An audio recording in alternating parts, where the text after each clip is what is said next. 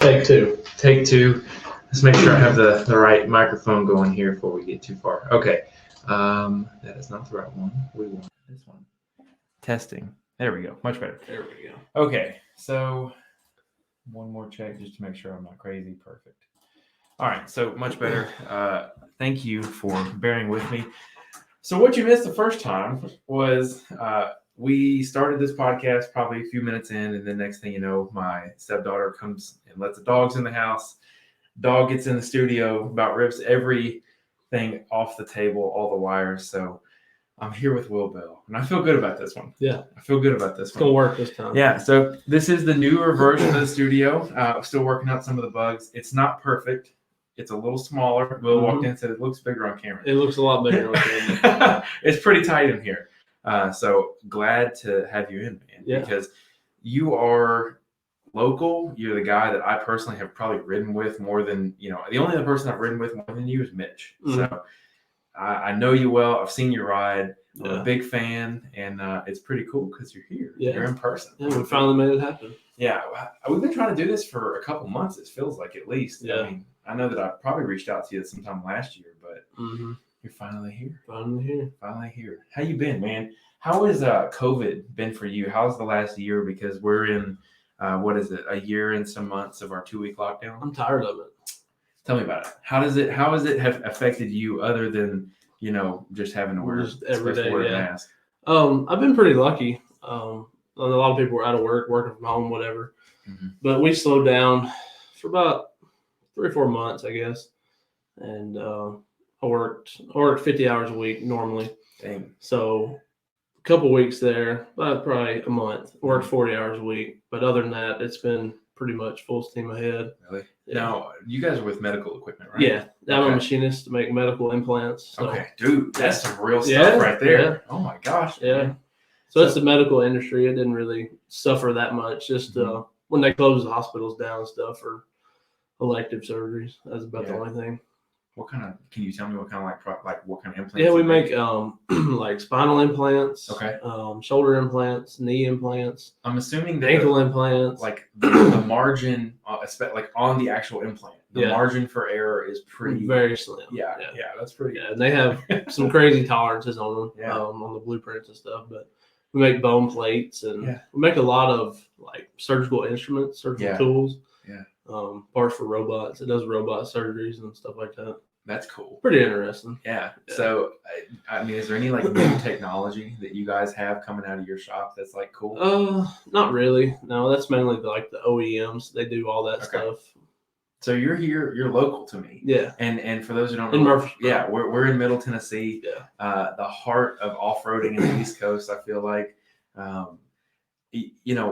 you have not only been racing for a really long time, but you've been in the off-road for a really long time. I mentioned my friend Mitch. Yeah. My friend Mitch, he grew up kind of out there towards you a little bit more. You're on like the other side of the country for me, right? Yeah. So I'm on like South Murfreesboro. You guys are out there in like East Murfreesboro. Yeah. Closer to Cannon County. Where did you get started in all of this? So I had a Power Wheels Jeep. Okay. So I was little. And then one Christmas, I think I was like 7 or 8. Mm-hmm. My parents got me a Honda 70 dirt bike. They brought it in the house, put it on the tree and everything. Awesome. I thought that was like the coolest thing ever. Yeah. So I had that. Probably had that for 2 or 3 years, I guess. And there was a little motocross track in Manchester. Mm-hmm. So I would go out there and went out there a few times and practiced, and they had a race. So I did the race, and of course, what I had wouldn't keep up. You had to. How old are you at this point? Probably 8, 9, something like that. Yeah. Then I had a Honda 74 stroke. Yeah. And everybody was running a Kawasaki 65 2-stroke, which, if you know anything about a 4-stroke and 2-stroke, that's totally different. Those are totally different dirt bike. Yeah. So I went to 1, maybe 2 races, and we decided that wasn't going to be enough. Mm-hmm. So my dad went to Sloan's here in Murfreesboro and traded that Honda in for a Kawasaki. And I think they closed the track like a week after that. And then always happens. So that's awesome. So I had that. I rode it around the house. My parents got 16 acres. Okay. Rode it every day after school. And then after that, I got a Honda 300X, a yellow Honda 300X. You probably remember that. Mm-hmm. I rode that thing every day after school. Yeah. I remember actually when my dad bought it, he had it with him when he come pick me up from school. I think it was in 3rd or 4th grade. Yeah. And I remember it being in the car rider line and him coming around, and there it was. That was pretty cool. Yeah, that is so cool. Yeah. That is so it's so funny you say that because I've only had one experience like that before where I think it was for my 10th birthday or my brother's 10th birthday. My parents picked him up in a limo. Like that was his thing. He wanted a limo for his birthday. Yeah. So they did that. And then I remember being probably if he was 10, I was 5. And dude, pulling up, like flexing on people in the car rider line, that was it, man. So that's so cool. That was really cool. Yeah. So you rode that. At what point did you, I mean, obviously you're getting a lot of time on the bike because I know you from, like I said, my friend. Mm-hmm. My friend only refers to you as Willie Will. Yeah. How did that name come to So fruition? we went, my mom and Mitch's mom, they talked together at Las Casas. So we would go to Brimstone and we'd ride 4-wheelers. And at that point, my dad had a 4-wheeler and then bought a Razor. This was 2009. So the Razor came out in 2008. Mm-hmm. He had one in 2009, an 800, just a 50-inch regular old Razor. Yeah, that's old trusty. That's actually the reason that Johnny and Mitch got Razors. Really? They drove my dad's, and then, of course, they had to have one. Yeah. But anyway, we would go to Brimstone, and for whatever reason, I was always the leader. Mm-hmm. I don't know. Like, I was always picking what trails we went, and seems like I was doing a wheelie everywhere we went. So I literally have heard that you can do a wheelie down any trail. Yeah. It doesn't matter. Yeah. Like I remember talking to them for the first time, and I think they were telling me, I don't remember if it was Brimstone or Wind Rock, whatever it was, but you would just like skip hop across it. And I think a lot about the guys that do that, the crazy enduro stuff. Yeah. Could you do that kind of stuff? Okay. This was on a 4-wheeler. Okay, gotcha. I was off a dirt bike at that point. Thank God. Dude, the guys who do the dirt bike stuff on like rock trails, like I look at like King of the Motos, or I think Mad Ram posted a video like yesterday. Yeah. And these guys are doing trails that, I mean, I would have to, they're like flat rock crawling trails. Mm-hmm. I'd have to take a good look at my Razor and be like, I don't know. There's pretty serious. Big holes and things like that. It's pretty amazing. Yeah, it's pretty cool. So you're on a 4-wheeler, tearing it up out there. When did you make the switch from 4-wheeler? Because I think you went to a Suzuki for a while. I did. Right? I had a Suzuki 400. So my dad bought that Razor, and the first time we took it out, we went to a place in Viola, Tennessee. Is that Mayhem? It was right beside Mayhem. Okay. It was some private land, whatever. Old school. So you go down this little gravel road, and to get onto the trails, there's like a big mud hole. Mm-hmm. And what we didn't know, the left side of it was just like a rock bottom. There was no mud at all. But the trail beside it looked like where everybody was going. Well, it was just thick, soupy mud. And that was the first time we went out in it. Didn't have a winch, didn't have anything. That's a good time. It was just a Razor and a guy that he worked with had a 4-wheeler. And that was it. Luckily, we put a come-along and a chain in it. Yeah. So we got it stuck right off the bat and had to winch it out with a come-along. Oh, my gosh. Dude. And that sucks. Yeah. That's awful. So I will never own a Razor that doesn't have a winch. So that's the first thing. I see so many guys that don't have winches on like trail machines, and I'm like, I'll be honest with you. If I know, like someone asks me, hey man, you want to go ride, and they don't have a winch, I will tell them I'm busy or I don't know. Yeah, maybe I'm not going to ride with you because it doesn't do anything for you necessarily. It puts all the inconvenience on the people you're riding with, and that's one thing that I actually. Like one of the reasons I love riding with you is your buggy. You have like a little extra attachment you put on the back. I try to get cooler, dude. Especially like all you kind of county boys, right? Y'all have like chainsaws and everything. I have never seen you guys completely leave a machine like stuck. Yeah, you guys will always get it out somehow, dude. I've seen you guys do some wild stuff to get it out, but. So I'm kind of jumping ahead here, but anyways, so you guys do that. You get the Razor stuck. You're not going to ride with somebody without a winch anymore. Yeah. When did it transfer over to what you do now? Because it was like a slow progression. It felt like. When I'd say a few months into him having the Razor, I hated it. I despised it, so I went back to a 4-wheeler. Why'd you hate it? I don't know. Was it just I just didn't like it. Was just different. Okay. I guess it wasn't what I was used to. So I went back to that Suzuki. I had it for a while, and then we kind of got out of everything. This was when I was 16, I guess. I started driving, different stuff. So we kind of got out of it. He sold the Razor and I sold the 4-wheeler. And then for my graduation, they bought me, or I got a Suzuki Samurai, 88 Suzuki Samurai, which it was really too nice to be a play toy, but I still kind of took it out in the woods and stuff. But it never was anything serious. But I sold it to buy my girlfriend then, but my wife now, an engagement ring. Dude, congratulations. Yeah. That's a power move right there. Yeah. Because we had just moved out and all that good stuff. Yeah. So then a couple of years go by and I got out of trade school and I went full time at work. Yeah. So first thing I did was I bought a truck. I bought a 2005 Silverado, which I don't have anymore. But dude, I've traded vehicles a lot. Trucks are the most crazy thing right now, and we'll talk about it here in a second. I don't want to interrupt you, but you go ahead. Yeah. Go ahead. Continue. So I did that, and then a few more months went by. I was like, I want a Razor because I'd seen Mad Ram, Busted Knuckle, and all that stuff. And this was, I think, 2016, right when the Turbo came out, or they released the Turbo. And of course, everybody had a 1000 XP, and I wanted 900 XP. I don't know why. That's what I wanted. I got swindled into that too. My first machine was a 900 XP because and they're great. They are. There's nothing bad about them. The argument for them is they're so much cheaper than a 1000 XP, but they technically have the same. They do the same thing, right? Yeah. It's like you got trailing arms, you got all the bells and whistles, but it's not the same. Yeah. So I bought it. I bought it used, and then I rode it. My brother-in-law had a Razor for a little bit, and I think we rode together like 4 or 5 times. He sold it. So we actually moved out to Woodbury, bought our first house, and I went up to Robinson in Woodbury, and that's when I met Zach and a few other of those guys. Did you just meet them in the woods? Pretty much, yeah. That's crazy. And I had seen them before riding 4-wheelers there, but I had never really met them, I guess. But and that was the first day he bought the turquoise RSC single seater. That's like the classic Jack buggy, which now Dustin has, right? Yeah. Okay. Tyler. Yeah.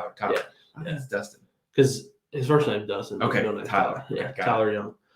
So that was like the first day he ever brought it out. And of course, I was just amazed at what it would do. And I was trying to follow it in a 900 XP. You can imagine how that goes. So, and then they were racing the straight up side-by-side series. Now, I need to say, too, for those who don't know and aren't local people, Robinson Ridge is kind of like the local spot for pretty much everybody in the surrounding area. It's where you go if you want to, there's not like trail riding, right? There's enough trails for you to go on like a Sunday afternoon and you can kind of putz around. Yeah. But Robinson is pretty much balls to the pretty wall. Serious. Like it gets real serious, real fast, and there's not a whole lot of if you really know the place well, you can kind of skirt around and have trails. Yeah. Right. You can have a full day basically if you have a good group. Yeah. But I'll say this. The first couple of times of me going there, I didn't understand the severity. Yeah. I actually went, I think in like 2015, I went in a Jeep JK and like had no idea what I was getting. Dude, the Jeep Club here in town, Stones River Jeep Club. Yeah. I've seen them out there, I think. Bro, I don't know if anyone, no offense to that, I don't think any of those guys listen to the show, but like, I don't think any of them know what they're doing. Yeah. And they took me out there one day and, so there's a climb that I should have never been on. And it's like, where the gravel road goes up, you can go left and then start all those little early hills. Yeah. Well, if you keep going and like, it's like right after, it's like basically you stay to the left and you keep going and it's the last climb on the right. Yeah. I've climbed it in my Razor and had issues. Yeah. I don't know what I was thinking. There's not enough room for a Jeep there. I got peer pressured into it and I watched a 4-door go up it and I was in a little 2-door and like had like, 35 pounds of air in my little Goodyear MTRs. I was so green to the whole thing. Yeah. And I was like so peer pressured and nervous. I was like, I'm going to climb this. I don't want to drive up this. Somehow I made it up it and like just immediately made it up it. Said, good job, everybody else. And I drove straight home. Dude, I was like, I'm not in the right place. Yeah. But that was my first experience with Robinson. So I want people to understand that when you say, you're following the RSC buggy around Robinson in a full body. Yeah, that's a pretty serious thing to say. Yeah, and even when I showed up, I know I got my like Turbo Razor, and I took it to like AOP the first day, and then I showed up to Robinson. That's when I really started to come out and see you guys. I hit some same situation where I was like, all right, I gotta like, here we're at a hill, everybody's doing it, I'm just going to try it. Yeah. And it was the hill off of the right of Pinks. So Mhm. it's a pretty serious hill. And when Yeah. you've never driven the whole like committed hill killing style Yeah. driving, It's different. oh dude, I was terrified. It Yeah. was, again, I probably drove that hill, immediately was like, see you guys, and went home. Yeah. Because I was like, I'm in the wrong place. Yeah. So I want people to Yeah. understand that you got baptized by fire Pretty much. right out of the gate. Yeah. So I just wanted to paint that picture for at the time. That buggy was probably like the baddest buggy. Yeah, easy in the country.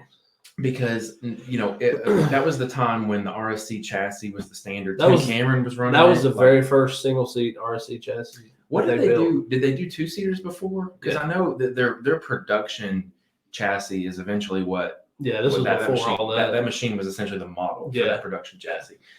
It was nasty. Yeah, it still is.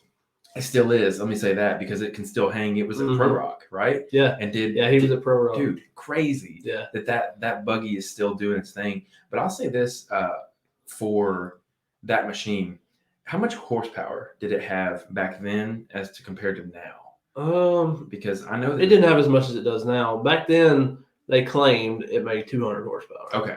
But it was on I think it was a stage 3. Okay. Running 110, so something like that. In 2016, though, that was like the top of the line. It was mind-boggling. Yeah. Because I've seen that thing now where it had like, I think, what's it up to now? Like it's got big turbo and stage 6, E85. I'm getting ahead of myself and going all out of order here, but I really am just like, that buggy, when you're trying to chase it in a full body, is no joke. Yeah. So go on. You get out there, because I remember when I keep interrupting and going on different tangents, man. It's because I have so many personal memories of showing up and just being blown away by what you guys could do. So one thing that Zach told me when I was there was that he said, we taught Will how to drive. Now we'll teach you. Yeah. I remember watching you in the full body being like, I don't even want to do that. That doesn't look fun. But go ahead. How did it all happen for you? So they ran the straight up side by side series. I don't know if you remember that, but they had an unlimited class and they had 2 production classes. They had like a 800, 900, and a 1000 turbo class. Okay. So Zach was going to run it that whole year. I don't remember what year it was, but so I ended up just going with him, and I ran the 900 class. It was kind of like a little short course deal. So it was pretty fun. Did they have hill climbs in it too? For the unlimited. Okay. Not for the stock. Let's put a pin in that idea. Go ahead. Yeah. It was a great series. Yeah. Yeah. Amazing. Amazing. So you run that, you get some real seat time in there. Yeah. When did you make the jump from I'm running the 900 class where we kind of it's like not a watered down version, but it kind of is a watered down version to I'm hanging with the buggies? Because I came out there and you drove the wheels off that machine. I've never seen a full body. I had never seen before a full body take on 90-degree walls and just to a flat landing. Yeah. Like you can drive the wheels. I mean, I just was so blown away that you could maneuver it like that. It's crazy looking back what I was able to do in it. That's just it. You know what? Like there's sometimes when like, hey man, you're crazy for trying that. You're crazy because you could do it. Yeah. So at what point do you have like, what made you so good at driving that machine? I don't know, just going every weekend, I guess. Because for a while we would go Saturday and Sunday every weekend. That's a lot of time. That is a lot of time. It's expensive too. It is expensive too. Because I mean, pretty much every time I've been out there, somebody breaks something. Yeah, it's pretty much guaranteed. So my question is, how did you learn how to do the maneuvering and a lot of what you guys do on those hills is finesse. It's the fine details. A lot of it seems to be throttle control. Yeah. But like how did you learn? What came first? What did that process look like for you to learn how to drive all that stuff? I don't know. You just kind of figure it out. You just kind of try something and you get stuck. You got to back down. You got to figure out how to back down first. Yeah. You got to figure that out. Yeah. Once you kind of figure out how to back off of something, you're usually in pretty good shape. When did you shake the nerves? Or did you have those? I don't really have any nerves. So when you first got started, there was not that like. Not really, no. Okay. Maybe a couple times, but not often. No. Part of me is envious of that, and then part of me is not, because I'm glad, because it keeps me out of the spots where you guys. It'll keep you out of trouble. It keep you out of the bank account too. Yeah. You guys, I mean, a tight spot for some people is like, oh no, we're over on our side. Or we're gonna rip a fender flare off. Right. A tight spot for you guys is I'm at the top of a 500-foot hill, and we're going all the way to the bottom. Like it's a frame tweaker. Yeah. I think I was out there, and you guys, like, someone broke a frame, and you guys, like, I came out the next weekend, and you guys were just like, same guy out there. Oh yeah, we just pulled everything out, fixed the frame, and it's good. Yeah, and it's I've done that. Yeah, maybe it was I've been there. Yeah, it could have been. I don't know. Like, I remember one day you were there. I rolled off a rock ledge. It broke the steering rack. Yeah, dude, you hit your head pretty bad. I did. That was something too, and I was gonna bring that up too, is like safety and stuff like that. But yeah, did you broke a tie rod, or did you break the whole rack? Just the rack. The rack broke. Dang, yeah, dude. Like, you know, you go out and you see people racing, and you see the damage that they get. But you guys are doing this on the weekend, just for every fun. weekend. Yeah, I think that was the thing that, because when you show up and you don't know what to expect, like, again, I was following you guys because I thought we were going to trail ride, and then you end at the bottom of some of these hills, and you're like, wow, that's amazing. And then you see the carnage that comes after, and you're like, you know, for me, that would put me down for like a couple weeks, and then you guys, next weekend, you're back at it. Yeah. Was it just a desire to ride, or like, what made you keep wanting to do these hills? I guess just, I don't know. I mean, everybody else was doing it. You might as well do it too. I get that, because I mean, that is like, that's the riding spot. You know, if you want to go to AOP or something like that for rock crawling, it's a big investment when Robinson's like, what, 30 minutes away? Yeah. And at the time, I was only like 10 minutes away. Oh, that's pretty convincing too. Yeah. That's nice. That's really nice, actually. So anyways, you spend all this time in the full body. I mean, are there videos of you racing the full body? Did you race any of the Southern Rock or anything like that? Okay. No, I don't think there is. Okay. Now I'm sure that there's some straight up videos out there. I don't know if they videoed much of the production class. I know they videoed the unlimited class, but usually the production was after that, and everybody kind of went home. Yeah. It's kind of an interesting way. Who ran the straight up series? Chris Wilkerson was his name, or is his name? Yeah, I feel like I've seen that name in passing. Now, again, I think he's from Indiana, maybe. I could be wrong on that. It sounds right. No, I don't know for sure. They were the ones at Stony that had the issue. Okay, so that the race organization. That's what ended that. Yeah, and there's, you know, to me, like, you know, to me, it's kind of one of those situations where it takes something really bad happening to institute, like, you know, people not being so close to the course and things like that. Like in that scenario, that was the case. But like, when do you think these? We're kind of jumping around a little bit, but like safety at race organizations. Okay, we had something happen a few weeks ago. West, it's terrible, awful, awful.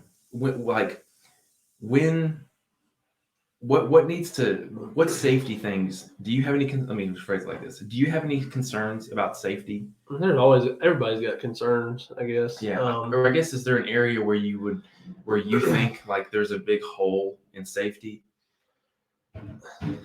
I think on paper there's not. Like if you go by the rule book, but like in reality, nobody checks stuff. Yeah.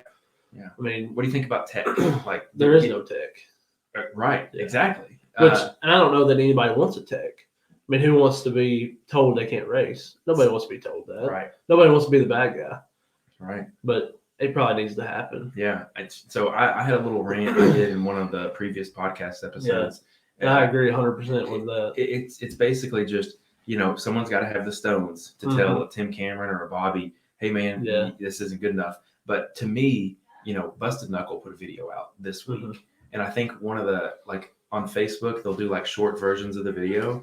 The first 10 seconds of his video, it was Bill from Southern Rock with fire aid in his hand, putting Wes out, like putting a fire out on his machine. Yeah. And then Wes going back up. That was the first hill, I think. Yes, that's hill. Yeah. So hill one, there was like you know, I think that there was sparks or something, or maybe a small flame. And then hill two, it was like obviously super cloudy. But you know, I use Wes as an example again, with all the respect possible to the situation and everything like that, because I think if we miss, you know, we need to take what we can learn from this, right? Yeah. We all want a recovery. We all respect that. Like, I don't want people to take what I'm saying as me being like disrespectful to that. Yeah. But what I am saying is that, okay, literally in the middle of his run, he had a fire put out, finished the hill. and then ran 2 more hills. Yeah. There's a problem there. Yeah. And there's a problem that nobody checked his machine from hill 1 to hill 2. And then when he smoked really big on hill 2, there's a gigantic problem. I mean, there was legitimate fire that I could see on the live feed from the production trailer. You could see it with your eyes. Yeah. You know, he's on fire. And you were several hundred yards away. And I'm 99% sure, I know that live feed has been removed, that I'm just like, hey, he's on fire, and he's going to finish the hill on fire. Yeah. And it's kind of one of those things where, like, at the, you know, if you don't want to do tech every single race, check everybody's machines, or like tag them like Ultra 4 does, you have to at least, if someone's on fire on hill 1, you got to have somebody check it out. Yeah. You got to have them pass tech and say, why were you on fire? Okay, your turbo got too hot. It's too close to a piece of plastic. Between hill 1 and hill 2, you have to make a change that shows whoever's deemed a safety tech, the guy, that it's not going to happen on hill 2. Yeah. That's a kind of it's a sucky thing, because it's I would say that 75% of the time you're not going to be able to make that adjustment between hill 1 and hill 2. If it's something that serious. Yeah. I mean, but I think about that a lot, because I feel like no one heard what I was saying, and I feel like I didn't hear what I was saying either. Like, it's just casual. Like, you know, like we see. Well, you were in the moment. Right. And everybody's in the moment. And fire is really, I mean, I'm not going to say it's normal, but it happens. It's exactly regularly. Right. Yeah. Yeah. And somebody flips over and exhaust catches on fire, or a little bit of oil leaks down on the header. It's going to catch on fire. But just like at Bikini Bottoms, I think 2 or 3 weekends after, when Daniel rolled over on his side, if he had been on the other side, same situation, he would have been on fire. So what happened with that situation, and I may be wrong, but not transfer. I think his transmission broke. Transmission, the case broke. Yeah, and fluid whenever. And how do you prevent that? You can't prevent that. To me, you should have some protective stuff, because from my understanding, what I was told was that, you know, it's open right there, and there was transmission fluid on him, and I was like, holy smokes, you know, like. I remember, it's so funny, on the live feed when I saw the fire, I like instantly went back and was just it was awful. Yeah. But you know, I think things like fireproof gloves and shoes are probably something that needs to happen too. Yeah. I know I talked to Lauren Healy, and he was like, I had a giant fire under one of my machines one time, and he said the soles of his shoes melted to the panel on the bottom. I was like, imagine if, you know, somebody's Reeboks that they're wearing in a brown rock bouncer, like it's gonna melt to your skin at some point, dude. It's anyways. We got derailed, and again, I don't want to like harp on I don't want to use Wes as an example. I hope that people don't hear that and think that's what that is. I think that it's time to prevent that from ever happening again. Yeah, so we gotta learn from it. Yeah, I think the fire aids thing for like spraying the driver, that's great. I ordered one of those. Yeah, that's an amazing thing. But also, don't let the fire start. Do things to prevent the entire situation. And that's all. I mean, that all comes down to the race organization. You know, and I think all of them can improve. Everybody can improve. That's any race organization. Yeah, I mean, anything. Anything. Any kind of motorsport. Yeah. But anyways, so you driving the wheels off this 900 XP, okay, and then you go pick up this chassis. Yeah. Tell me about the chassis beforehand, because it's had some life before you got it. Yeah. When I got it, it was probably 2 or 3 years old. The guy that had it before me really didn't do a whole lot with it. But I mean, he drove it. Who built it? I don't really know. I've never gotten a straight answer. I've gotten a couple people who built it. Some have added on to it. I really don't know. Yeah. Not that it matters. Yeah. You know? Yeah. But it's actually the back half and the front half is stock Razor, the lower. Oh. You know how the Razor have the square tube on the back? Yeah. Mine still has that. I've seen that actually. Yeah. Now that you said all that is factory. The front was factory. It's not anymore. I replaced all that this winter. But so you can have that nice RS1 diff, right? Yeah. And I actually had the RS1 diff in the factory 900 frame. How'd you make that fit? You have to cut the front off. Oh, yeah. I don't know if you remember that piece. That piece I had in the front, it pulled straight out, and the diff pulled straight out the front. Wow. When you're, we'll get there. We'll get there. Okay, so tell me, you get everything plugged in. I remember watching you. I saw it on Facebook. You picked up the chassis, and it wasn't like 2 days later. You had everything poured over. It was a little bit longer. It was pretty quick. It was like a week. Maybe. Okay, all right. Just casually changing frames in a week. Yeah. But you're out ripping. What are the differences, full body to that chassis? Oh, it's a world difference. Explain. It's amazing. There's a ton of people that have only had full bodies. Yeah, like I don't even know how to explain it, but the first time I took it out, I went to Robinson in Woodbury. There was a little hill that I always used to try in my full body. I would just roll up it because I knew it wouldn't go anywhere. Yeah. And so I did the same thing in the chassis, and I was like, this feels like it's going to go. So, I mean, it just crawled it. It was like it was nothing. Yeah. And, of course, we did a few hills, and then we did another one, and I went right up it. And Zach was there, and he told somebody, he said, I beat on mine the other day for 30 minutes trying to get up that, and he just crawled it. Yeah. So it's just totally different. The center of gravity's lower. I guess that's really the biggest thing. The wheelbase, I probably gained 18 inches of wheelbase. That's from huge. A stock 900 XP. What does that put you near? Put you about where it's longer than an XP. Oh yeah, for sure. Wow. It's like 103, 104 inches. That's right. I don't know what a XP is. That's something. I think it's short. I think it's like 95, 96, something like that. But yeah, you get the extra wheelbase. It helps so much. Yeah, and your center of gravity is so much lower. You're not sitting on top of the battery and the gas tank. You're sitting right on the skid plate. Yeah. Now, steering. I always felt in my, so here's what I always tell people. If you want to lose some of the millions of dollars of engineering that went into building a Razor, right? Steers right, suspension works right, it goes straight, you can turn the same amount left and right. Yeah. If you want to lose, if you're okay with like some variables in there, get you a chassis because it's a performance wise, no comparison. And you can tune suspension, you can really work with a chassis. It just becomes a completely one-off situation. Yeah. But I know in my old rock bouncer, it felt like a Formula One car when I steered because I had electronic power steering, all that stuff. Like I had everything was the same, but there was so much. Everything was in such a straight line because I was so much lower in the cockpit. It felt like a go-kart. You know how like you have real strong feedback? Yeah. And it's like you turn and it's like just really hard turning. Did you feel that when you switched over? Not really. Okay. And when I first built it, it had a really big steering wheel on it. Yeah. It was like a 14-inch steering wheel, something crazy. Yeah. And it had the Super ATV power steering. Is that worth anything? I didn't like it. That's the easy steer, right? Yeah, and it was an older model. Okay. It really didn't do that great. I know Zach used to run the gigantic steering wheel, and there's a bunch of guys that use that who don't. There's layers to this, right? Yeah. You have stock steering. You have, in my opinion, the easy steer.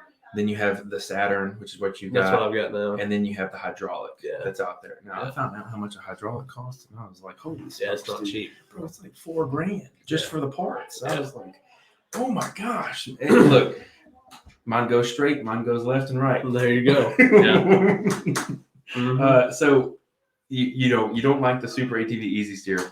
Tell us about the Saturn conversion, because I've looked into this too. It looks like a good idea. So in that chassis, it didn't have the stock mounts or anything. It had the mount for the Super ATV. So I went to the junkyard. I researched online and then went to the junkyard and bought a power steering unit out of a Saturn View. I think it's like 03 to 07, something like that. You buy that, I think it's like $40. Yeah. And then you buy the little controller. That's $100 on eBay. And you have to cut the shaft off. You kind of have to change your steering shafts a little bit, but luckily the mount I had, the bolt pattern was the same from the Super ATV to the Saturn. So there's probably some cross engineering there. Yeah. A little fishy. Yeah. But the Saturn is like twice the size of the Super ATV. Yeah. And when I put mine in, I heard a lot of people having problems with them getting wet. So I sealed it all up with silicone, and then I sprayed Plastidip on it. Yeah. Just sealed it all, basically. And I haven't had, knock on wood, I haven't had any trouble. Doesn't get hot or anything? Doesn't get hot, nothing. Wow. It's been great. Yeah. It's been in there for 3 years. Yeah.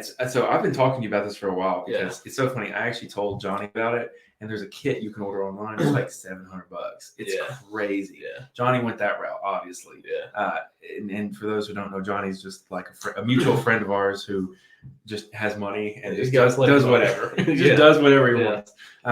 So he loves it. Now, you typically run 29s, like a little bit of a smaller tire. Mm-hmm.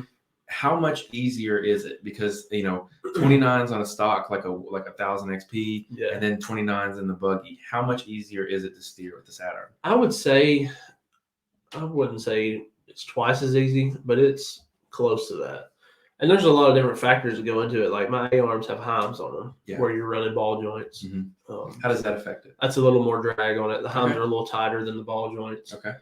And the steering rack, if you have play in your steering rack, you don't notice it with the Saturn. That's nice. Because there's not really any, I don't know, it doesn't give a lot of feedback into the wheel. It the Saturn absorbs a lot of that. That's good. It doesn't ever jerk the wheel out of your hands.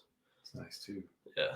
Sitting here trying to think because I'm 99% sure that I just did a really bad job of installing my A-arms, but my it's just not right. Yeah. And I wish I could find someone. Like I've talked to Michael Lee in Birmingham. Mm-hmm.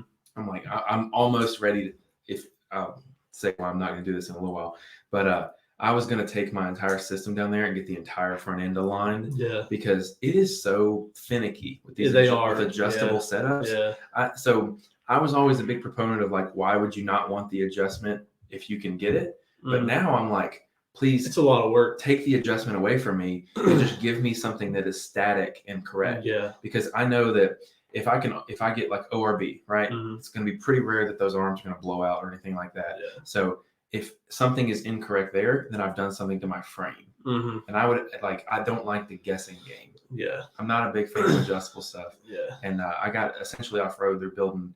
He builds this like crazy ball joint eliminated system. Yeah, I'm gonna try it, dude. I'm gonna give it a try. It's a totally custom hub and everything. I'm just gonna give it a try. It's one of those things where, he wanted some advertising, which essentially Offroad production cages. Yeah, good deal. Good deal. And I'm gonna try those out and give him some more research because it's just different. But the best part is he's going to align it all for me. So I got to do it one time and be done with it. There you go. And that way it's all just said and done. But that's a pretty cool kit. I'm curious because it seems like it would be a no-brainer. Mm-hmm. And especially like, I don't know, it just seems better. And I don't know if it's more expensive. Like obviously Polaris hadn't done the research to innovate a system like that, but you would think that it would be a cheaper option because there's less parts. Yeah. I don't know. I'm curious to see it because I've never gotten my hands on them, but it's going to be interesting. Yeah. But anyways, we've totally derailed here. Back to your 900 XP, right? You have, or for a longest time, you were still running, 29s. You had the 900 XP motor in there, and you're running 900 XP suspension. Mm-hmm. Over time, like you raced it like that for a really long time. Yeah. Had good success. Had nitrous on it. Had nitrous on it? Yeah. Okay, tell me about that. I didn't know that. It was a kit that Zach had. He had on his when the monster buggy was 900. So he talked me into putting it on it. It was like a 50 shot. That's pretty good. It made a difference. Yeah. Yeah. How much of a difference though? You could tell it. Just right off. I mean, when is the right time to use nitrous? It had a switch that only opened on wide open throttle. Okay. So once you got all the way in it, it would come on. Wow. But I mean, you could feel it. Yeah. You could feel it when it came on. Now, forgive me my ignorance. So people I don't think know this all the time. I'm pretty green to automotives, right? Yeah. I got into the off-road world and I was like, I like suspension. And then I learned nothing about anything else. Yeah. If you ask me something about an engine, probably, I know that transmissions are full of gears and that's about it. Anything hard parts, I'm pretty good on. Yeah. But are you just shooting more flammable liquid into the cylinder? So is that what nitrous is? It's actually a gas. Okay. So with more air, you can have more fuel. Right. So the more fuel you have, the more power you make. Right. So you shoot basically cold air plus a little bit of fuel, and it gives you more power. So is nitrous? Is it actually like nitrogen gas, or is it okay? So it's just nitrogen. Huh. Yeah.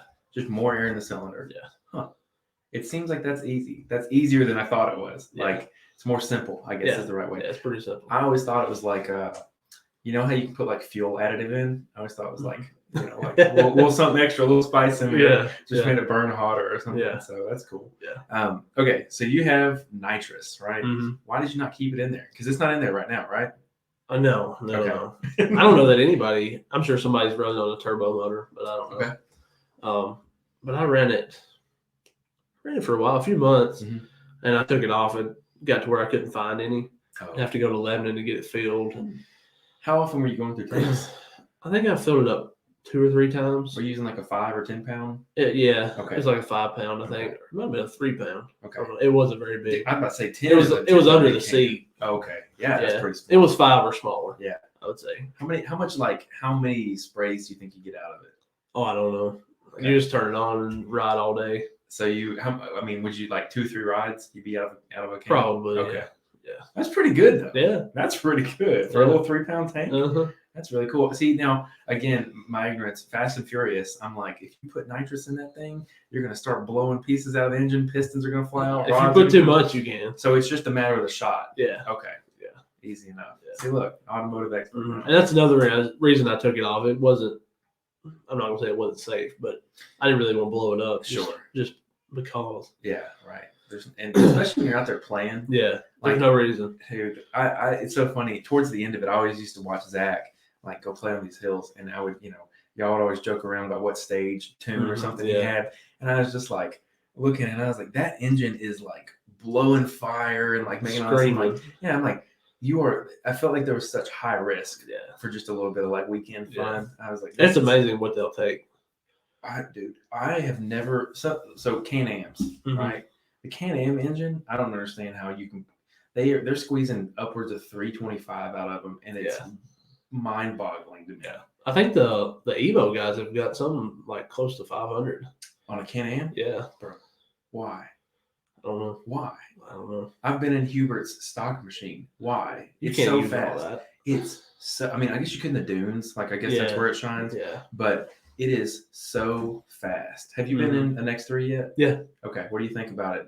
Did you get to drive? Yeah, I drove Chris West. Oh, now he has the big charge tube and like big injectors and all that. So how did that feel?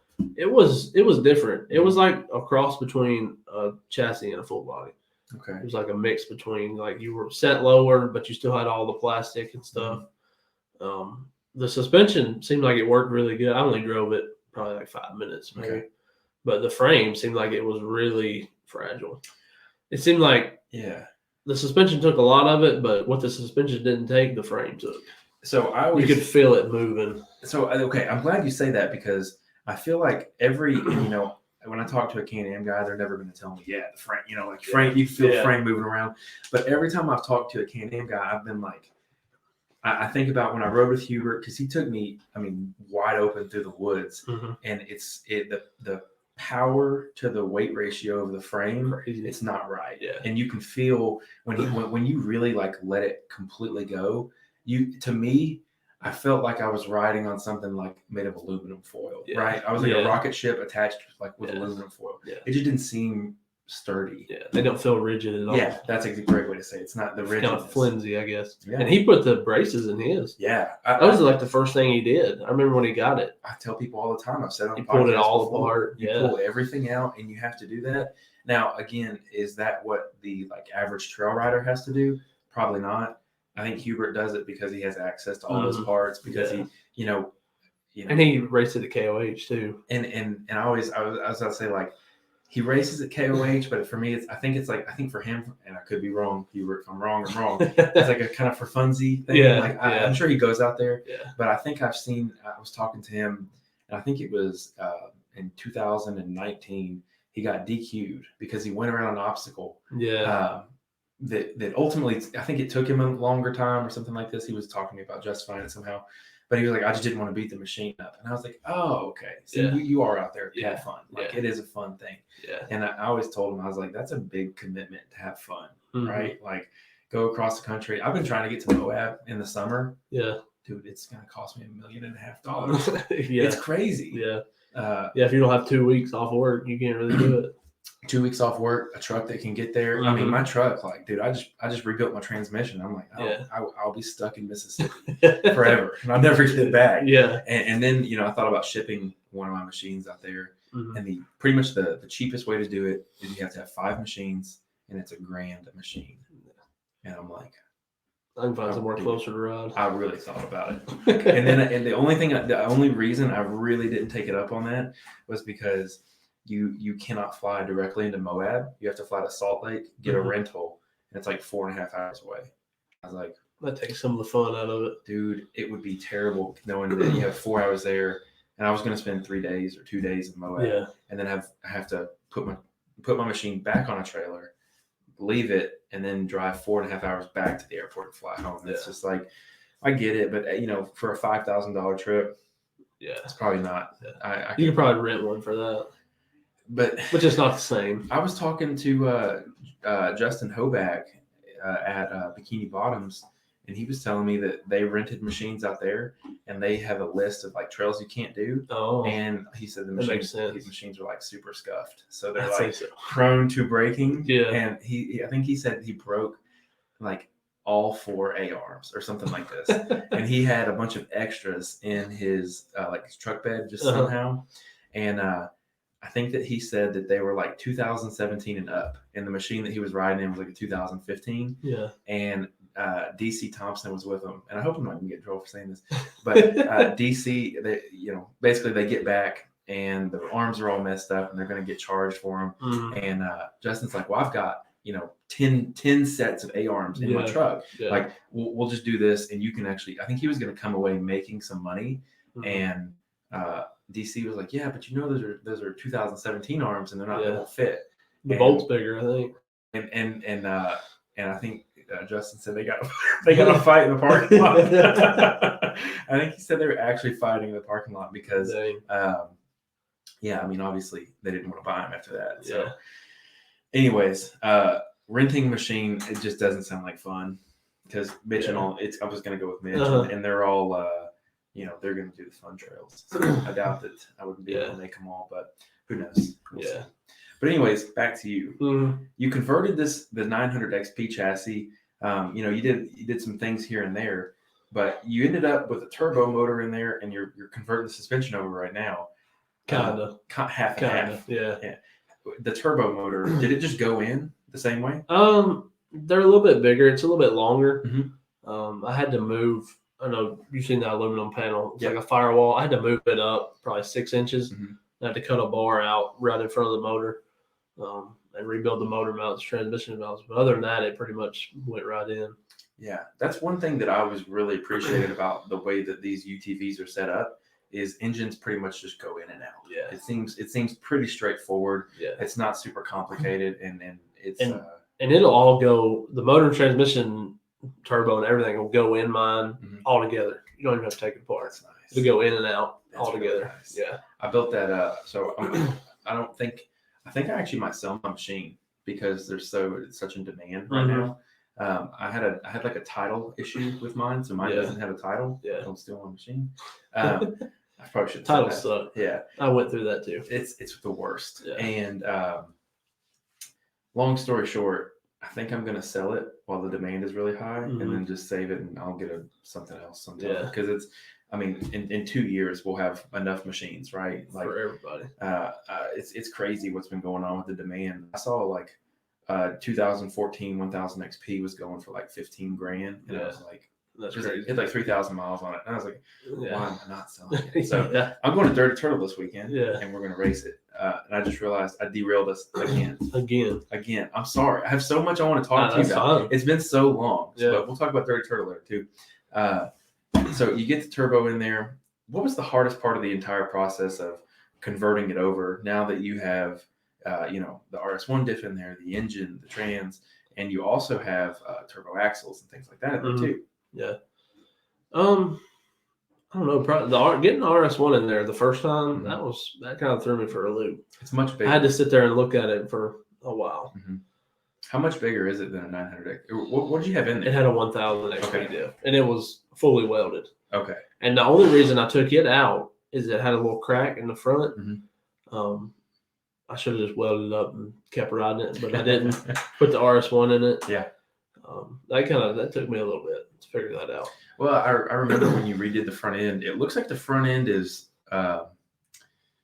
I don't know, obviously like less bar sometimes is stronger, but it looks like what you have is super strong now. Yeah. I mean, you've got Yeah, that now thing. it's pretty stout. Yeah, it's like a jail cell in there. I think it's before when I put it in at first, Mhm. The top A-arm mounts were factory, and they're like 3/4 inch tubing. They're tiny. Yeah. And what had happened is you flip or something, and it would twist the top mount. It would twist it. So I'd cut that apart and straighten it back out a couple of times, and I thought, I'm not doing this anymore. Yeah. That's when I cut it all off. Yeah. Which I don't have any trouble cutting something off and redoing it. That doesn't bother me. Yeah. My dad says that all the time. Well, I mean, every single time you do it, you've made it better. Yeah. And I want to talk to you too about you're putting 1,000 shocks in there.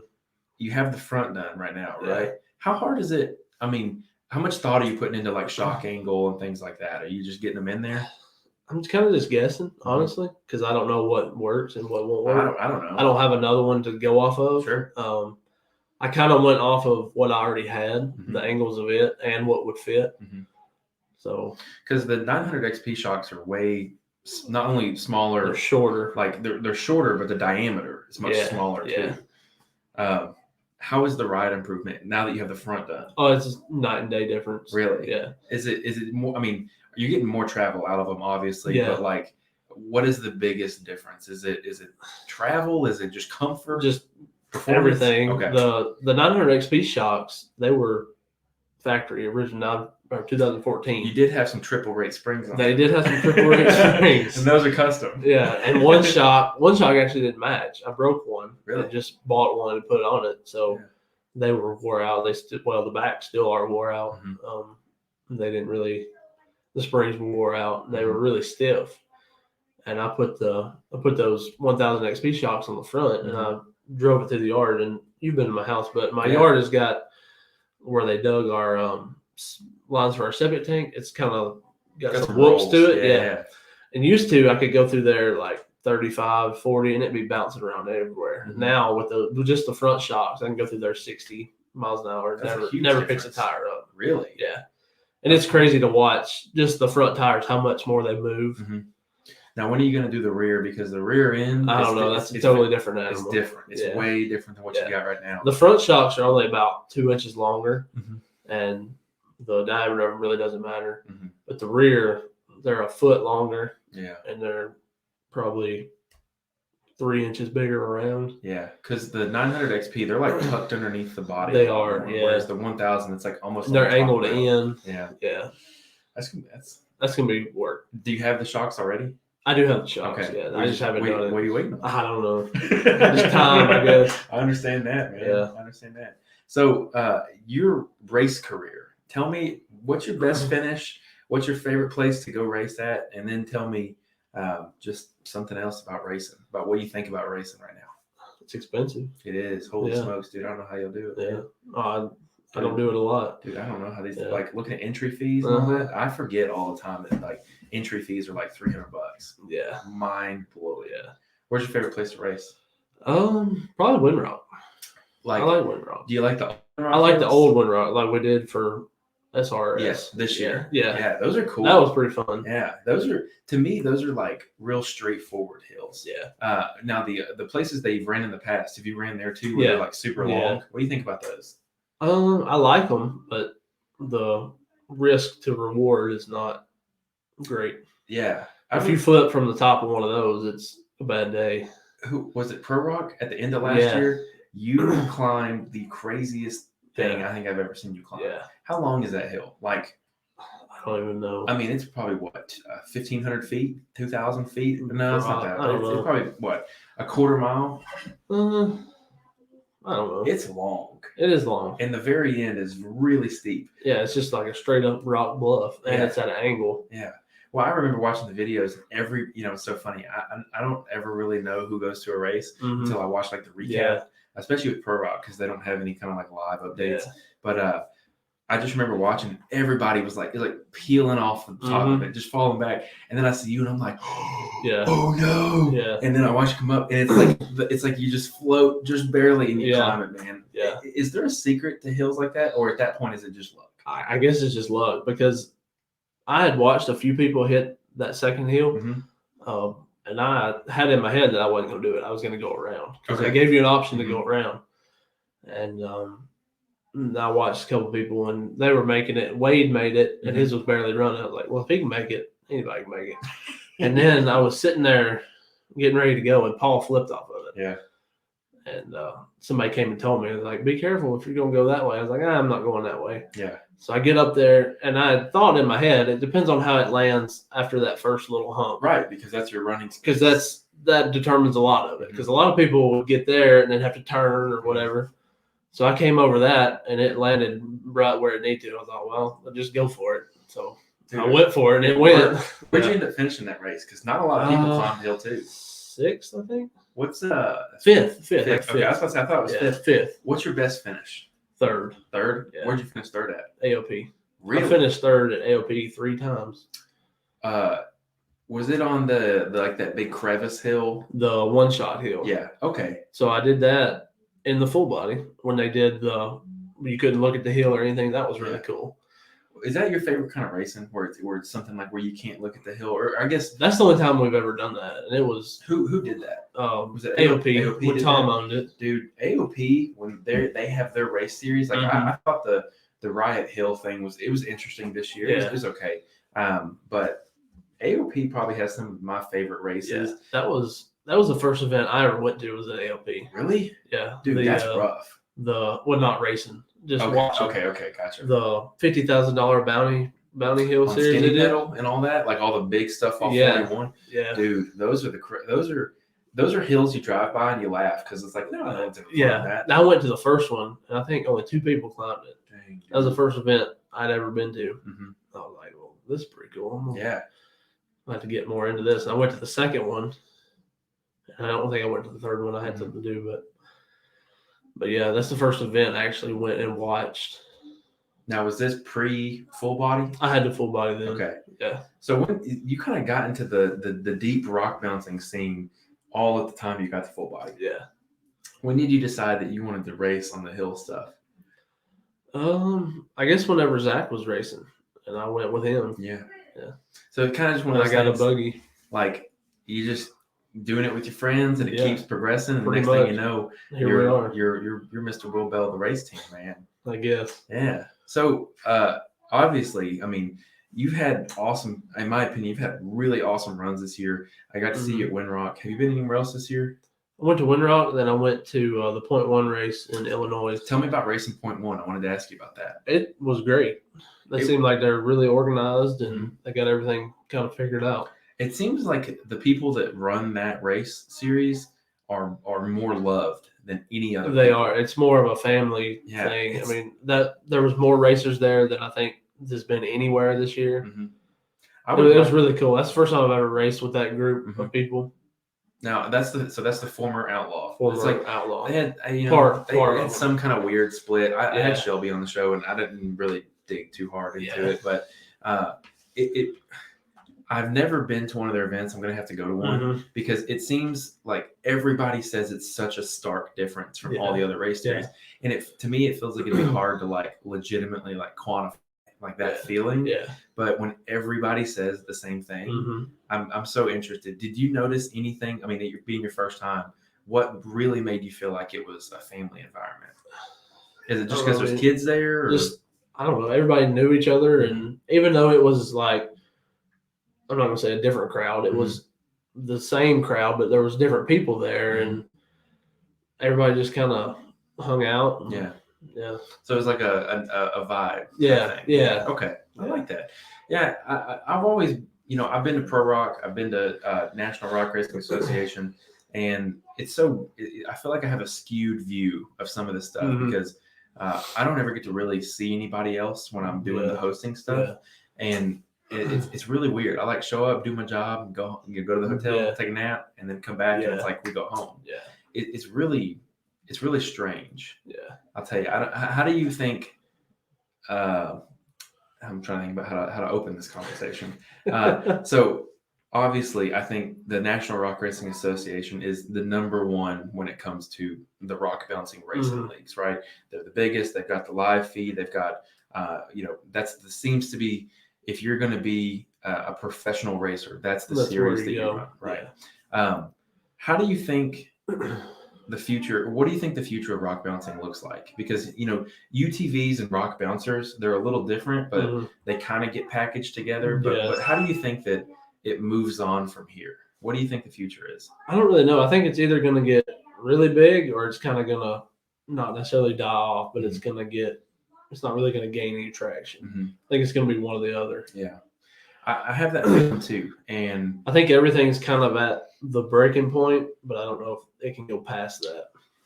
And I'm not sure, and again, I think that people have seen me work with them and feel like I may have insider knowledge or anything like that. Dude, I show up, I do my job, and I leave, home. And I know a lot of nothing. You know, I don't know what the future is. Yeah, I don't know either. And I think showing up and working, I know less. You always put your faith that they're doing something. And I'm like, I see what the end goal is, and I'm not sure that if it's sponsors, I'm not sure if it's more money. I'm not sure if it's more parks like Bikini Bottom, because that was the first time I'd been to Bikini Bottom a couple weeks ago. Dude, it's weird. It is legitimately it's like going to a stadium, right? And if they had a high rise or hill, right? If they built a hill that was a high riser, it would legitimately be like a stadium style seating, and you just have this rock bouncer course. Yeah, it's playground. Yeah, exactly, and it's pretty interesting. I don't know if that is the future, if that will help gain traction or get more of these things. I know that it is every driver's least favorite place to go race because it's so hard on parts and just Fable Hill is a mess. It is rough. Concrete's rough, dude. So I went up to it, and even pulling up, the whole hill is just giant. But Fable Hill, it is so much more steep. It is so much more slick than it lets on to be. Yeah. You saw Bobby this past couple weekends ago. He just matted it to the floor and just that's how you have to drive it. There is no finesse or anything like that. And I guess that's that's what rock bouncers do, right? That park is forcing you to do the rock bouncer thing. But nobody wants to do it on a piece of concrete. Right. And the thing that when I got it and looked at it in person, the thing that was kind of shocking to me was that it's not like concrete sitting on top of dirt. They poured concrete underneath it, and then they put more concrete on top so it wouldn't move.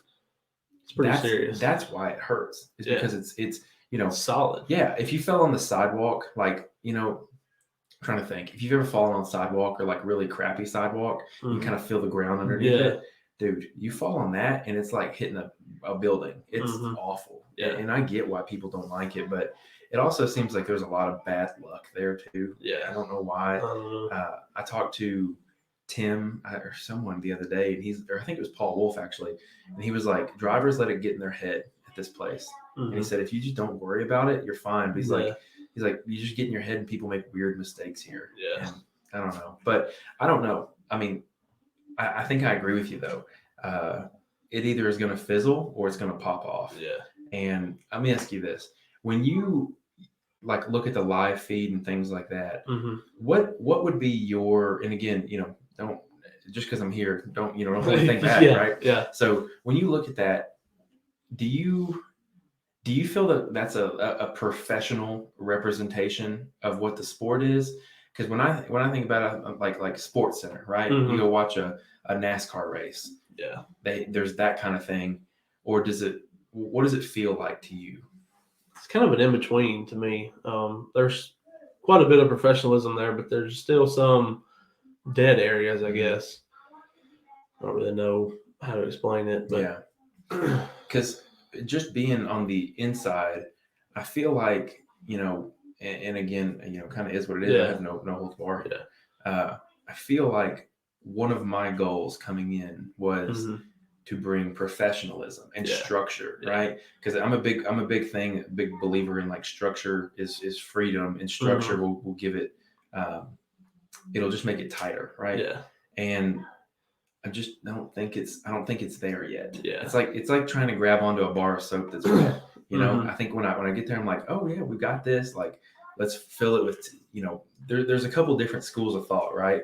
You can have an entertaining show, or you can have an informational, kind of reporting the news style, and then there's something in between. Yeah. Right? And I think the something in between is always the goal. And now I'm like not, I'm very self-aware.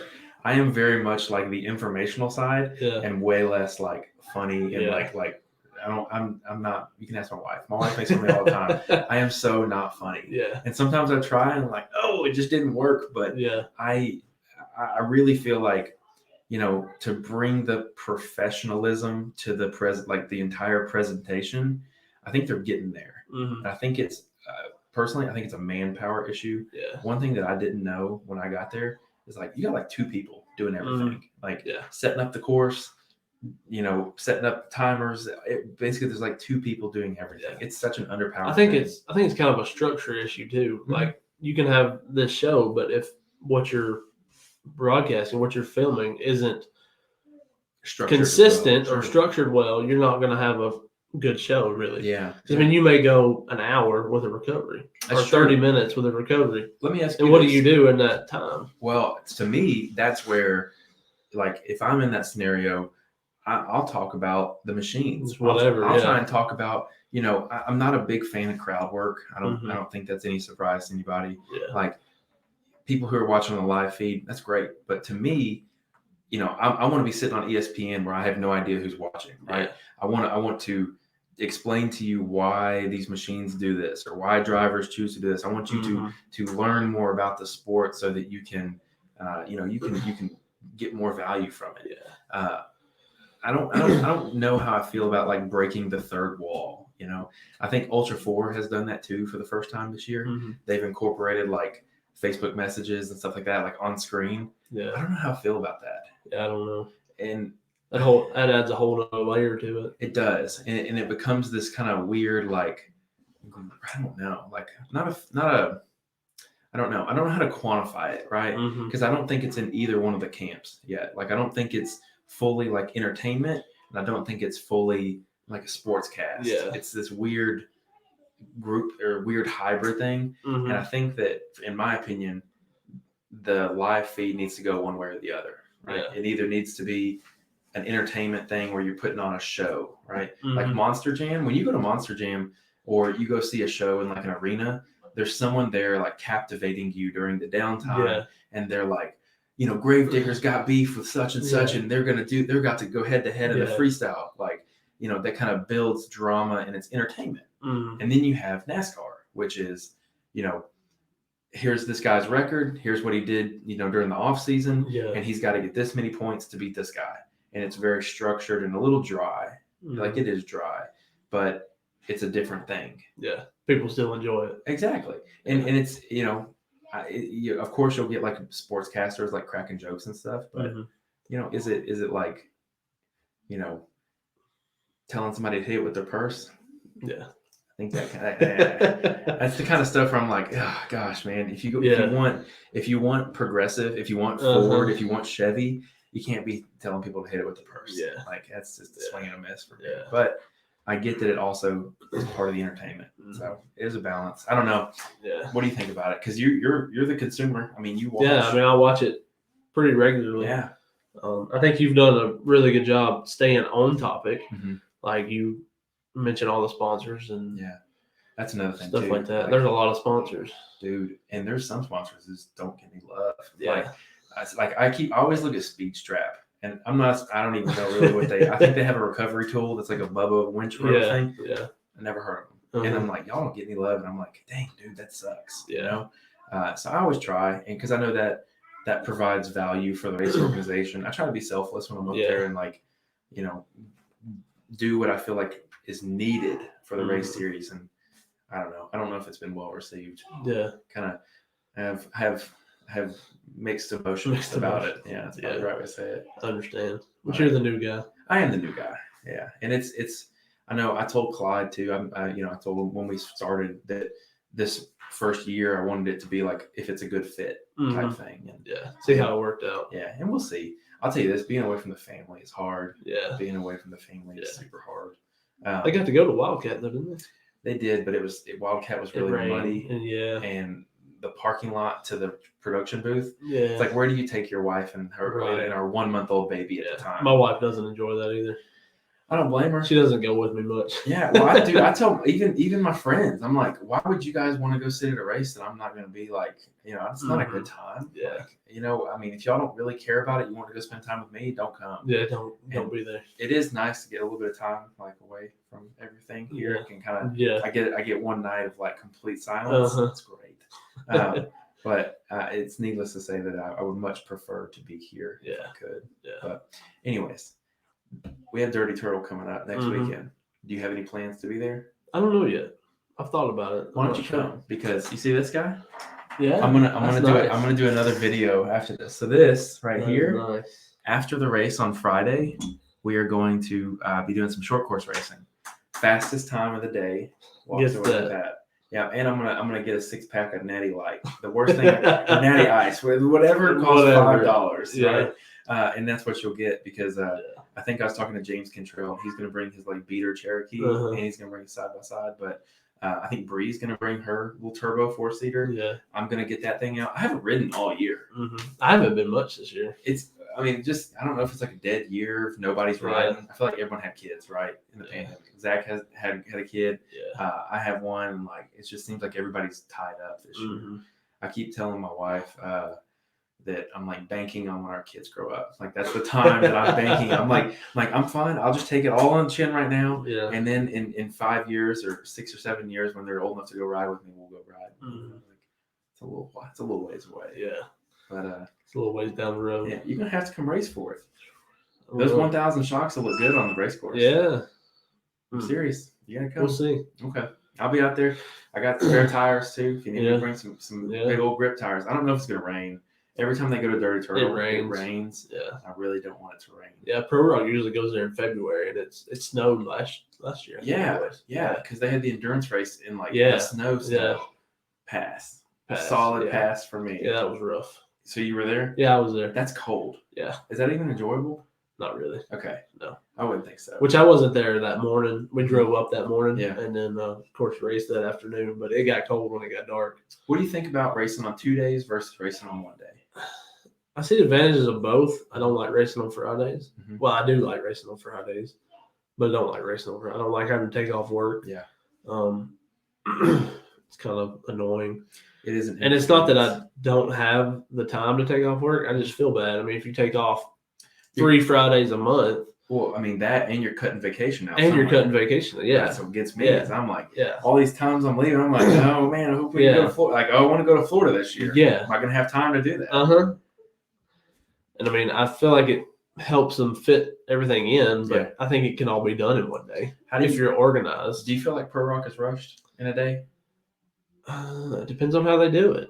But yeah, it usually is rushed. It seems like it's event to event on the success or not. Yeah. I'll tell you what blew me away. Did you watch the Ultra 4 stuff at Rush? I didn't watch any of that. They started at 6:30 a.m. Central Time. Yeah. I do know when they started and when they stopped. Dude, they had everything. I would have been miserable that day. They had everything done by noon. That is crazy. Yeah. And I think Pro Rock didn't. There was like a 6 hour. They start till 6. Dude, crazy. Yeah. Crazy. I'm not a big fan of racing at night. No. The endurance race I did with them was at night.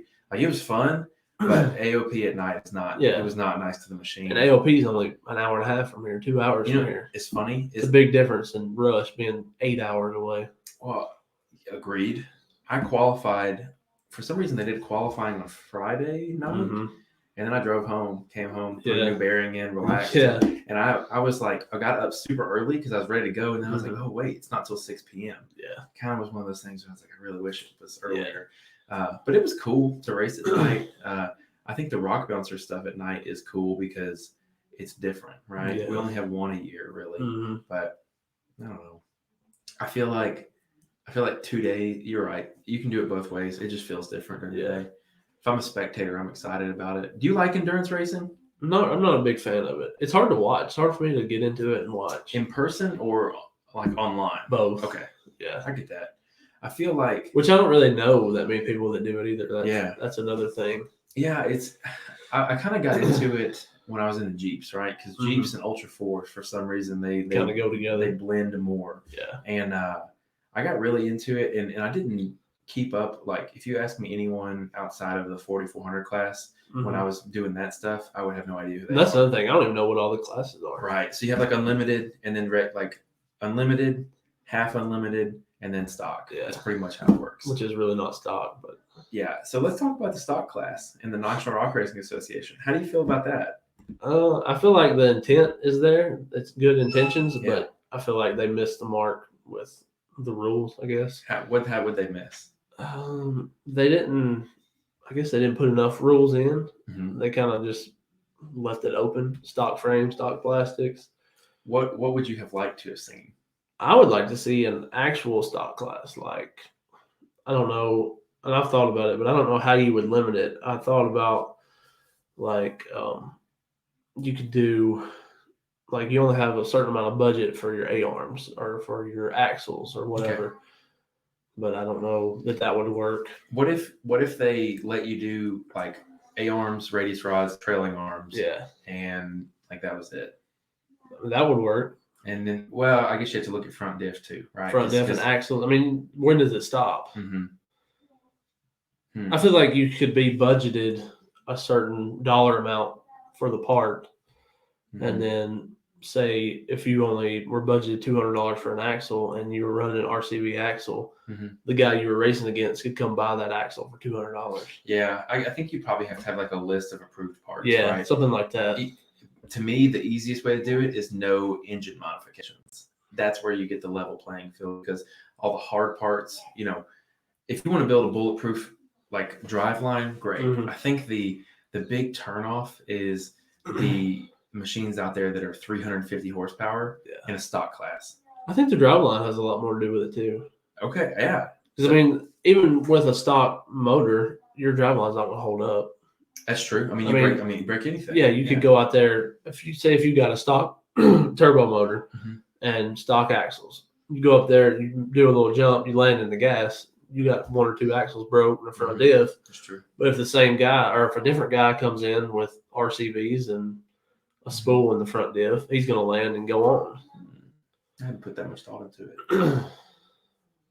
Stock axles, stock diff, stock driveline, upgraded A-arms and radius rods. I think that's how you fix it. Yeah, but nobody wants to do that. Nobody wants to do that. Nobody wants to have that machine at their house because they can't do anything. They can't do anything with it. Yeah, that's interesting. I have to think about that too. And I think you would have to allow some kind of aftermarket parts, but maybe not the best aftermarket parts. But then you start getting into like brands being like, well, why are you excluding just my brand? Right. That's interesting. It'd be a weird thing because it could get really technical really fast. And that's another thing, the tech. You have to pass some kind of tech. Yeah. That's gross. And I also don't think you should have your champion running in it either. For the unlimited class? Yeah. If it's a different machine, I feel like it would be okay because then it really refines it down to the driver, right? But I agree. I think no hate on Paul. Yeah, exactly. No hate, dude. Yeah. He's winning. He's within the rules. He's within the rules, and he's winning. Yes, I think he's won every one of them so far. I think so, but it's a little bit unfair. I think they're going to take out hydraulic steering, is what I've heard. Is you can't do hydraulic steering in. I'm sure that there'll be some kind of engine thing that you can't do or can't go over or whatever. Yeah. Probably do something like stock turbos, things like that. But I didn't even think about the steering stuff. Yeah. But it seems to be a big issue. Yeah. People all up. To me, they missed the mark with it. Yeah. Well, I think they've seen that when at Windrock they had a huge turnout, and then at like Bikini Bottoms they had like 5. Yeah, I think at Oklahoma there were 7. Okay. But there was only 5 at Bikini Bottoms. I would never take a stock machine to Bikini. I would never run on full body. No. That to me, I'm like, this isn't the park to do that at. Yeah.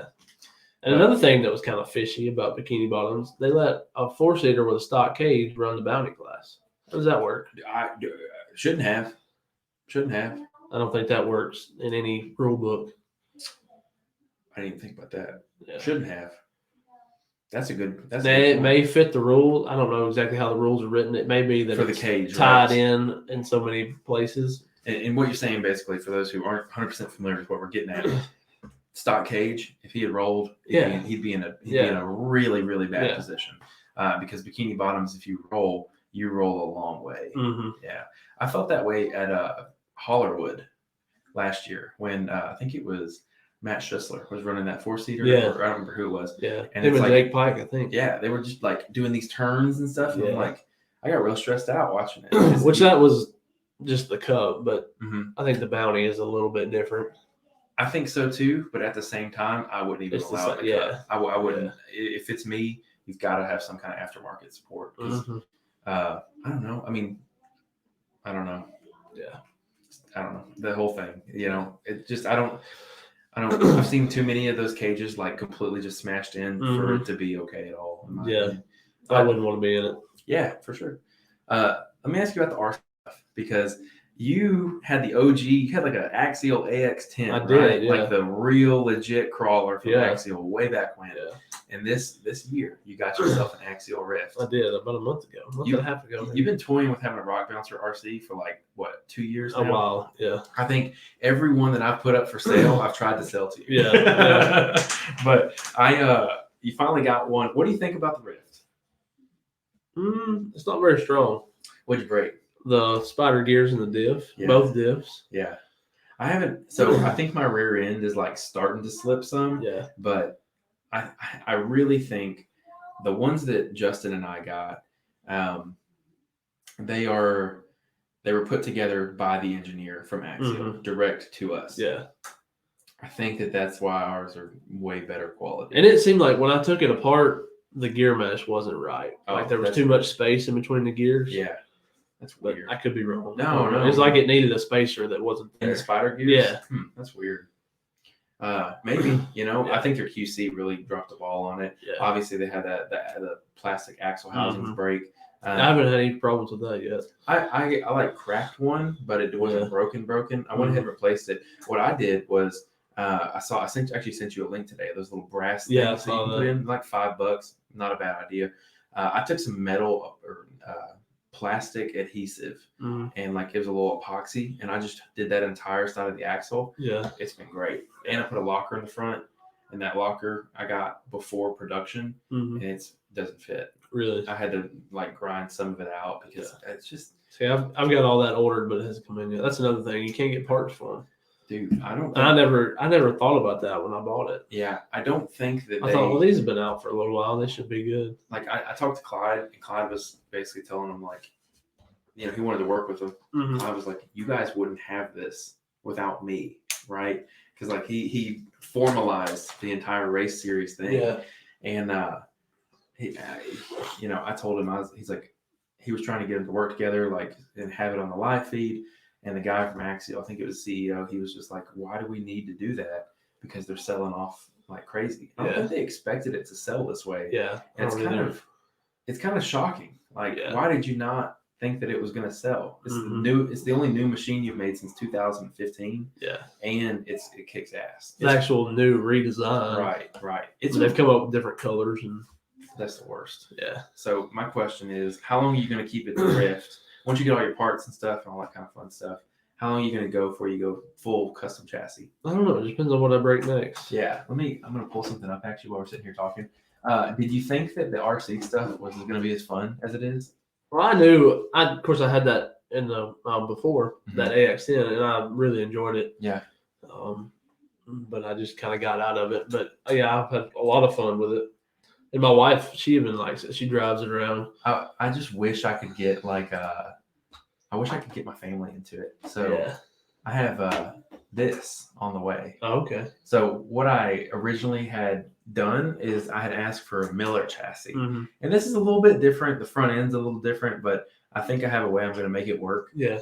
But it'll be all over the social media. I'm excited because this is something different. It doesn't look like what anybody else has. Yeah, that's cool. It's going to be fun, but Travis Vance at the Addictive Cages. Yeah, I've seen that. Dude, first off, he charges like $150 a cage, like for his baseline stuff. It's cheap and super high quality. Yeah. When I got it, like all these welds are really pretty and everything's really nice, but I'm excited to start that one. I like my Rift a lot. Yeah. But just something different. I think that they kind of messed up the RC class this year by not allowing modified plastic. Yeah. I don't understand that. I don't know. What was the reasoning behind that? So they want to push you. I'm guessing, right? They want to push you to. They want to force you to buy a Rift to run in this class, or they want to force you to go completely like balls deep and go the thousands of dollars route. And they do that to equal the playing field. Yeah. And the thing that always got me, like, there's a lot of what's the right way to say this? There's been some I don't even know the right word. There's been a lot of fuss that comes out of the RC community and this and that. And like, first off, I think it's ridiculous. Yeah. It's the craziest thing that people get so bent out of shape about all that stuff. Yeah. I think that one of the main rules is it has to look like a rock bouncer. And if you go and look at any of the dude, I don't get it. No. Like, I don't understand. There's a group on Facebook like the scale bouncers, right? Dude, those machines are cool. They're awesome. Yeah. And I just don't think like the high performance chassis that we see now, like, they all are super high performing. They don't look like a rock bouncer. No. Like, I don't know of a rock bouncer that has like the big sharp fangs in the front. Yeah. Like no other bars. Yeah. I just think that the shock tower's taller than the roof. Yeah. Yeah. And I get it. Like, it's all scale. Right. Yeah. Like it's a toy. It is what it is. But I think that when you go for the unlimited class and the rock bouncer series, they should look like rock bouncers. And if you're going to institute the, it has to look like a rock bouncer to fit the thing. Well, it needs to look like a rock bouncer. Then I think it looks, if you're going to be nitpicky about how it looks, at least be nitpicky the right way. Yeah. I think that, I don't know. And also they raised the price, which I've heard of a bunch of people at races saying that that's like something that they're not super happy about. I didn't realize they did that. It's $50 a person a race. So it's not a For ton. RC? Yeah. What was it, 20 last year? Yeah, 30? something like 25, something like that. Which, again, that's not a huge thing, but what it does do, and they don't get in the park for free anymore, which that makes a big difference. But like, you just turned what was a $30 weekend into easily $80 per person, right? That's not counting if you bring your wife and kids. Yeah, exactly. And to me, it's kind of one of those things, like, if you want that class to grow, you really got to accommodate it right when it starts. And I think that, at one point in the last year or two, they had like 40 people in Texas. And it was like, that's huge. Yeah. But now none of those machines work because they don't fit any class. Yeah. And 40 people at $80 a head is, a ton of money. It's $3,200. Yeah. That's crazy. Yeah. I think that, I don't know. I think some of the entry fees are a little outrageous.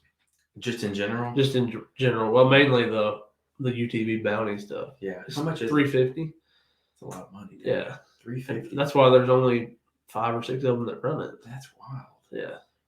And I know it costs money to put the production on. Right. And I understand that. I don't know where the money comes from. I don't know where the money goes. Yeah. I can tell you that it doesn't go, like, Clyde's not getting rich. Yeah. We kind of broke it down, and he kind of explained very broadly to me where like how much like satellites and stuff like that cost. That dude, he is not making money. No, I don't think any of them are making a killing. It's just kind of crazy. I will say this, like, I go back and look at like Pro Rock, like Race to Riches. You know, they used to give machines away. Yeah. Do you remember that? Yeah. Like, it just seems to have vanished from everyone's memory. Yeah. I didn't go to the first Race to Riches, but I went to Race to Riches 2. That was probably the most fun race I've ever been to. I didn't race in it, but I watched. What is it like? It's like $1,000 entry. It's $1,000 entry fee. First, second, third got a razor. Yeah. And then all the way through 10th paid back money. So if you finished in the top 10, you made your money back. Is there less people doing it? Because it's still $1,000, isn't it? Yeah. Well, they didn't do it last year. Right. Okay. But now it seems like the Visions is going to take place of. How do you feel about Visions?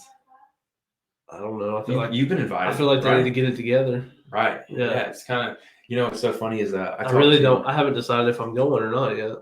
I get it because it's what, $1,000? It is, and I've paid the deposit, which was $250, and on the little email thing I got, the rest of it was supposed to be due like the end of February. I haven't heard anything.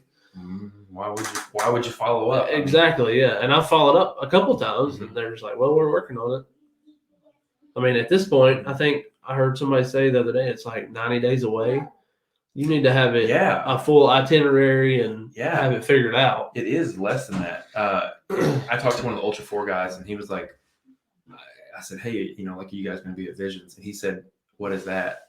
And I was like, oh, no, dang, that's not good. Yeah. And it was one of the guys that's like pretty high up Yeah. before. And he's like, oh, that thing in Oklahoma. And I was Yeah. like, yeah, I think there's a lot of people on the East Coast banking on Visions, not like counting on it to make money or anything, but like to be a big event. And I'm sure it will be, but it just seems like a lot going on for the first. It sounds like a lot going on for the first iteration of an event, but I think that when you get there, there's gonna be a lot of downtime. A lot. It's got what, 8 days? Yeah, and I still haven't got a full answer of when we're racing. So Because on the first schedule I saw, I think the UTV class, the class that I would be in, was going to be all on Tuesday. Well, I think I messaged Clyde or something, and he said it would be Tuesday and Wednesday. I think it's 2 days of rock bounce. So I don't know. Yeah, I don't know. I don't know either. And I'm supposed to. I think I'm supposed to be there for broadcasting. Yeah, I'm like, I feel like they haven't released enough details about it yet for anybody. Yeah, for the general public. Yeah, I know what you're saying. I mean, even racers. It's a big commitment too. It is a week. Yeah, you don't have to be there for the whole. Which week. I wasn't going to go for the whole week, right? But still, there are some people who are trying to make the whole week work. Yeah, It's interesting. Yeah, and again, I hope that like when people listen to this isn't me or this isn't us like being critical. Yeah, like I think it's kind of funny that. The beauty of a podcast is you get to capture like just a conversation that you would have. Yeah. Me and you, we would have this conversation in my driveway, right? And I'm nobody. My word means nothing, dude. I'm nobody. It's kind of funny. We're just regular people that kind of fell into all this, and you're more qualified than I am to say I don't know about that. I've never raced. I've never done. I've done a race before, but when it comes to all this stuff, you're far more qualified than me. Yeah. And I think that people sometimes get bent out of shape when they hear people have these conversations, but like this is the conversation that everybody's having. Yeah. And just no one's having it in a public forum. Yeah. Right. No one's bringing it up to everybody's talking about the same thing. Yeah. Yeah. It's and I don't know. Yeah. That's why I love it. But I know that you've been listening to the podcast for a while, and it's been fun, man. It's been a lot of fun. And I'm really excited for this year because hopefully it'll pick itself back up. But that's pretty much all I got, man. Did we miss anything? We covered so much different stuff. Got off track, on track. Yeah, back off track again. Back off track again, yeah. So what is the rest of the year holding for you? I know you said race-wise, you're not totally sure. Yeah, I don't really know yet. I haven't decided where I'm going to be. I'm going to try to do as much of the 0.1 stuff as I can, which... How far east are they coming? Because they're like in that Dirt Nasty is the closest one. Really? Yeah. That's pretty far, isn't it? Yeah, it's like 5 hours. Okay. 5.5 hours. It's June 5th, I think. Okay. Maybe June 10th. I don't know. I'm going to try to be there. I may not make the Missouri or Oklahoma races. I don't know yet. Yeah, they're racing at Mid-America. And, where are they racing in Missouri? Hooter Holler, I think. Okay. Is that where that I don't know where that's at. Yeah, me either. Huh. Either way, that's cool. I would love to make a race up there. And if I'm gonna go to Visions, I need to go to Mid America at least once before that. I feel like. Yeah. There's a pro rock race. I think the end of May. Yeah. I may try to go to. I don't know. Visions has slowly become the pinnacle. Yeah. Of all of this stuff, and I know that they have like the amenities and everything. I just need to go out there sometime. Yeah. I would like to do some of the short course stuff out there. That looks fun. Yeah, it does. They were on the live feed the other day. They got that big concrete landing or whatever it is. What? It's like a bridge. I don't know what it is. Oh yeah, they're talking about like when they jump. Yeah, that's cool. That's pretty cool. That looks like, to me, that's like video game stuff. Yeah, like that's we just don't have anything East Coast like that. I was talking to Alex Reed from CG Raceworks, and he was saying, basically if somebody will build it on the East Coast, they make $1 billion, but there's just nowhere to do it. Dirty Turtle has a short course, but it's not that big. I'm gonna go. I'm driving 4 hours, towing my machine down there just to ride the dirt, just to do that. And I know I'm gonna get there and I'm gonna be disappointed. I know it. Nah, you won't be disappointed. We're gonna have some fun though. Yeah. What I'm trying to do is and by the way, the trophy, I want you to come. Any of the listeners, I want them to come. We'll be there Friday, pretty much Friday evening. So get off work, load your machine up, come hang out. I'm going to be doing a podcast there with Ethan Martin, actually. Okay. I've gotten a chance to meet him while being at the races. Yeah. He's a cool guy. Yeah, he is. He's a really cool guy.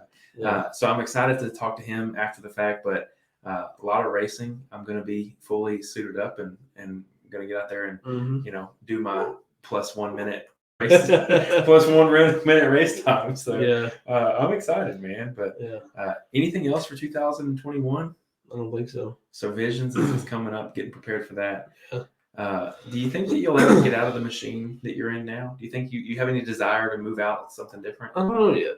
Okay. I've thought about it, but I don't know. I need to. I don't think you do. You keep doing I well. don't know. You keep doing well. I don't know. It's a little outdated. Yeah. Well, always room to grow. And I'll tell you this. I would say that it used to be outdated, but the way that you've continually like evolved the machine, it's been interesting because to see you rework stuff, try to keep up. Yeah. Well, dude, it's a totally different machine than when you got it. Mm-hmm. Like the cage improvement that you made at the top this year Yeah. is super cool, man. Yeah. Because you squared it off. Yeah, I can see a lot better. Dude, I imagine so. I bet it feels better in there too because you have more room, right? Yeah. Dude, I always like in my rock bouncer I had, my head was about this far away from the bars, and I always was just like, it takes one rock in the right place, and it's gonna come in and get me. It just gets me. But you got a nice roof now too. Yeah, I do. Welcome to the roof game. Yeah. Still don't know if I like it or not. So I was thinking about it the other day. I was like, would I like to go trail riding without my little roof panel on there? Yeah. And I was thinking about the sun, and I was like, I don't miss getting sunburned all day long. So I think it comes with this. You get burned on top of your head 10 times. It doesn't feel very good. But anyways, anything else? We missed anything? I think we're good. Okay, cool. Will Bell, where can people find you on social media? I'm on Facebook. Okay, Facebook, Instagram. Instagram. I think it's WillBell_01. That's it. Something like that. Okay. Let me just get this. If you could have a sponsor, what would you need? What do you need parts wise? Anything? If anybody could step on board, what would you need the most? I don't know. I'm gonna get you hooked up with Diddys Big Block. We're gonna get you some tuned shocks. That would help. You just gotta get. I gotta get the other ones get the rear end on there, and I'll hook you up. Okay, that'll make a big difference. Okay, well, cool. Will Bell in the studio. It's a pleasure, and we finally got you in here. An hour and 30 minutes. Yeah, thank you. Yes, sir. Thank you, brother. Yep. All right, everybody. We'll see you later.